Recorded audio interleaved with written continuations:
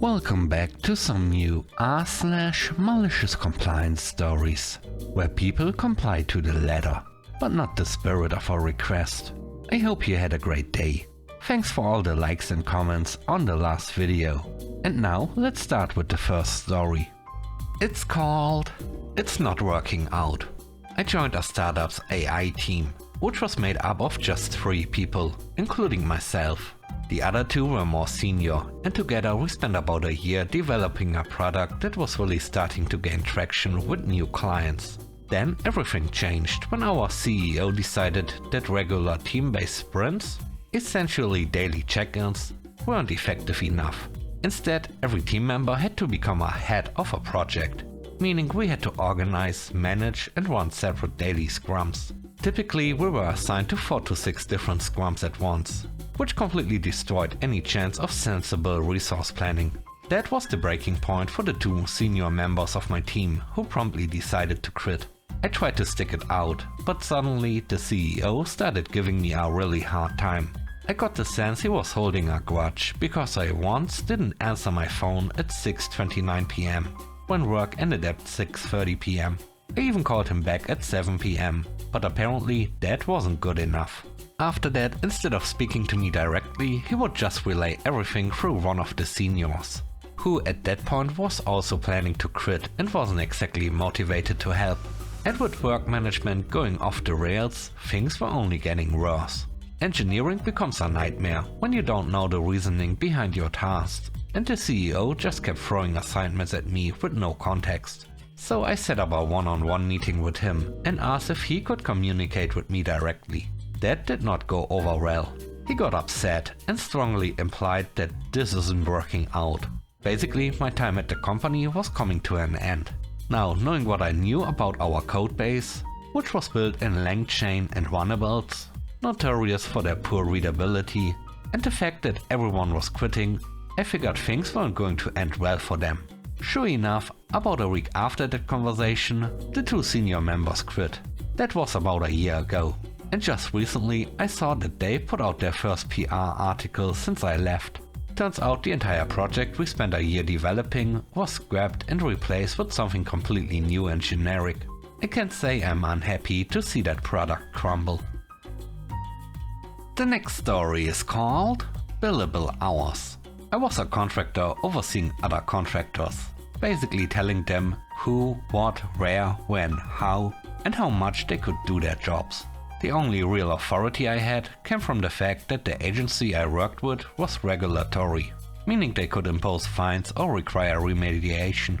To make things even more interesting, I was a middle-aged, clean-shaven guy with spotless boots and a bright white hard hat, showing up in a state-owned vehicle that was just as clean. You can imagine how well that went over. My agency billed contractors at a set rate for hours worked. That meant the more hours I worked, the more I cut into their profit. One project I was assigned to was a large-scale job, run by a national construction company. Normally, big companies have their own environmental compliance teams, so this was a bit unusual. I had already worked with this company for about a year when they broke ground on this particular project. I emailed the lead foreman, who I hadn't met yet, to let him know I'd be on site the following week. He told me that to be on site, I had to attend the daily stand-up meeting at the yard. I let him know that I already had all my required certifications, both federal and state, and that I had attended the company's biannual safety meeting, so I wouldn't be attending the daily meeting, especially since it would cost his company extra to have me there. I CC'd my main point of contact at the company just to keep everything clear. The foreman responded, insisting that I had to attend, and my point of contact didn't respond. Cue Malicious Compliance. My billable hour started the moment I left my house. The yard was over an hour away, depending on traffic. The meeting itself was usually 45 minutes to an hour long, none of which had anything to do with me. Then I had to travel to the actual job site, which could take another hour or more. That added roughly 4 extra hours a day to my time, meaning I was regularly going over 8 hours, which meant overtime rates kicked in. And let's not forget the mileage and fuel costs on the state-owned vehicle. Plus, sometimes cell service was terrible on site, meaning I'd have to finish my reports at home, also billable time. I send invoices to accounting every other week, also billable time. For the first billing cycle, nothing. Okay, cool.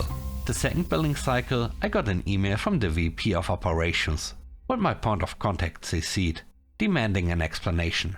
I calmly forwarded the email thread, my invoices, mileage logs and timesheets, and CC'd both my point of contact and the foreman.